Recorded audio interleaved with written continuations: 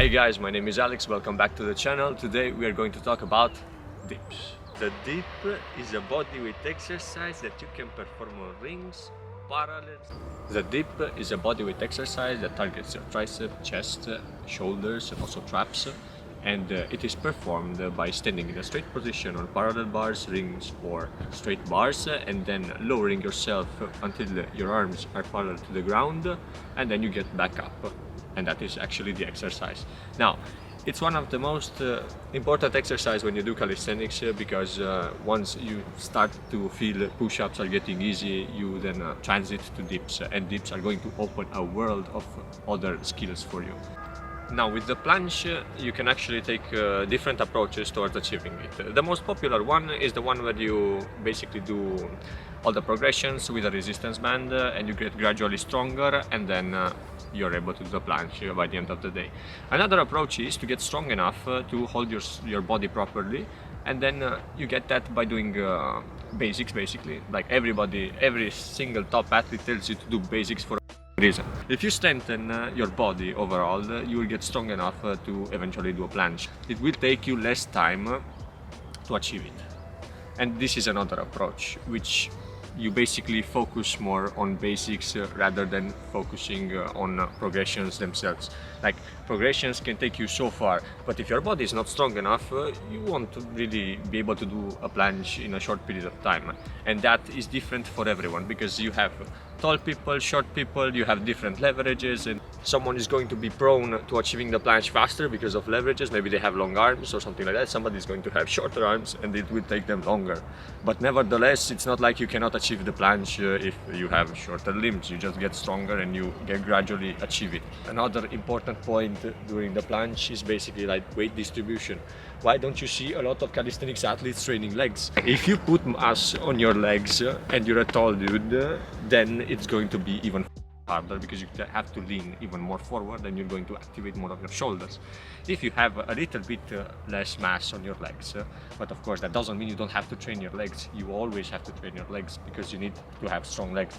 But mass doesn't indicate that they are strong, they just indicate that they are bigger and they can generate more power, but only if you train them for strength.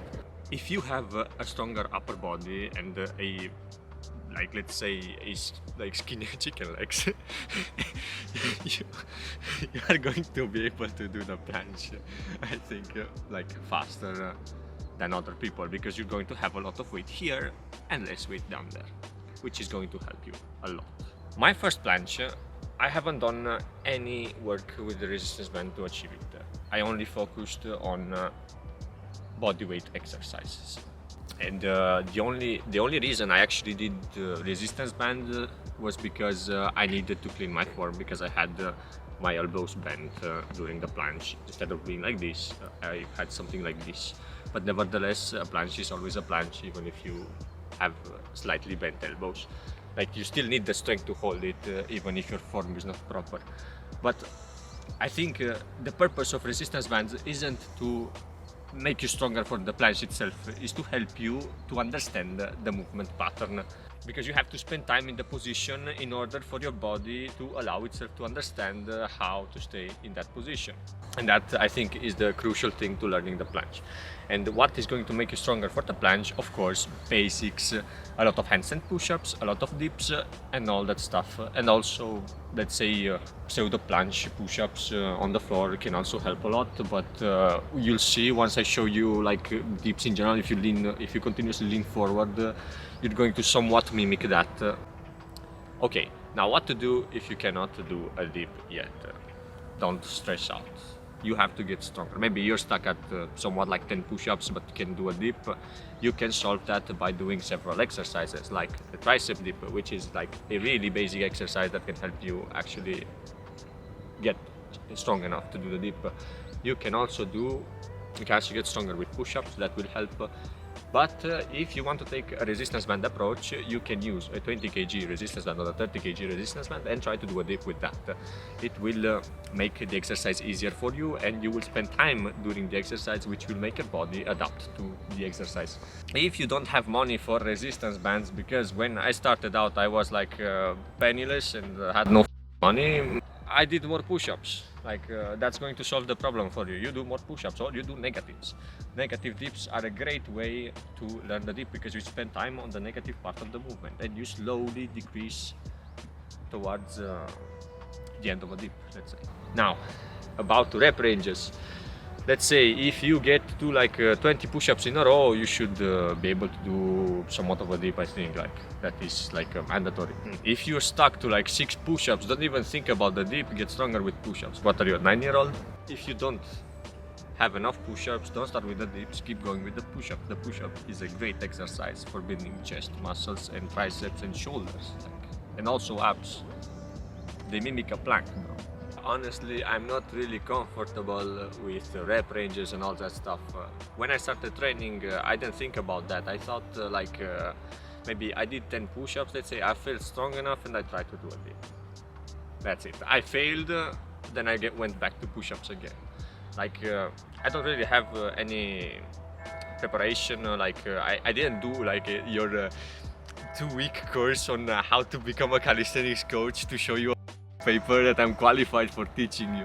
Like, I have 8 years of experience. What I learned is that you have to be in tune with your body when you talk about when you train. You have to be in tune with your body because your body is going to tell you, like, today I don't feel strong enough to do a planche. Then you're going to try a planche or something, or maybe a dip or something, and then you're going to feel more pain than usual.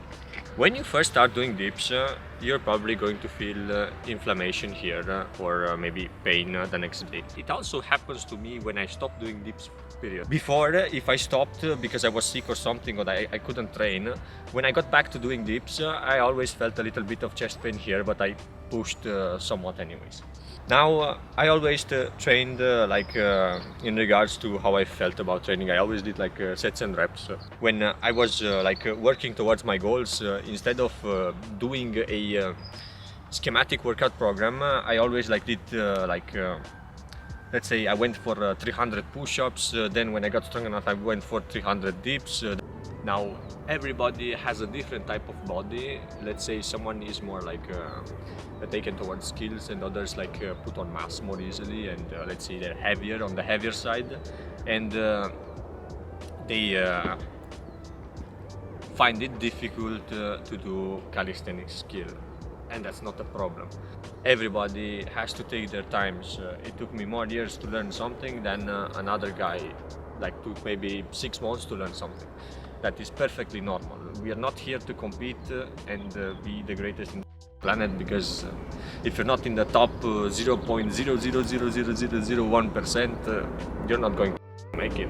But of course, you can get to a really good result nevertheless. You can still be one of the strongest if you're not the strongest. Now, if you want to get a coach, I would advise to get a coach only if you want to compete. If you don't want to compete, it's a waste of money. You can go and research on Google what you need, you can go watch YouTube videos, you have everything for free in the world today. You don't need someone to follow you around and tell you what to do. You can research what exercises you need to get to your point, to your skill. You can also, if you are smart enough, you should actually get in touch with other local athletes in your area and talk about what they did to get to where they got, and they're going to tell you exactly what a personal trainer tells you, a coach tells you that you should do to get there. You have his experience versus his other experience, and you're getting one for free. Don't buy a program. Don't put money in this stuff if you don't need it. Of course, if you want to compete, by all means you should get followed by someone because they can prepare you really well. But if you want to do it for yourself, do your research, man. It's not about the skill, it's about the journey. When you start doing dips, before every workout in general, just warm up really properly, warm up your shoulders really good, and don't flare out your elbows when you go and do dips, because that will put a lot of stress on your shoulders and you risk doing damage over time. It's not going to happen if you do this once, but it's going to happen over time. And another important thing, if you break the 90-degree angle, at first don't really break it. Break it when you get a little bit more experience, because it's not going to destroy your shoulders. You're going to need time to get used to the movement, so just break it later, or gradually break it a little bit by a little bit until you get something like this, which is going to make your shoulders work even more. My favorite 6 dip exercises. I think we got a little bit far from that. Okay, so my favorite 6 exercises for dips.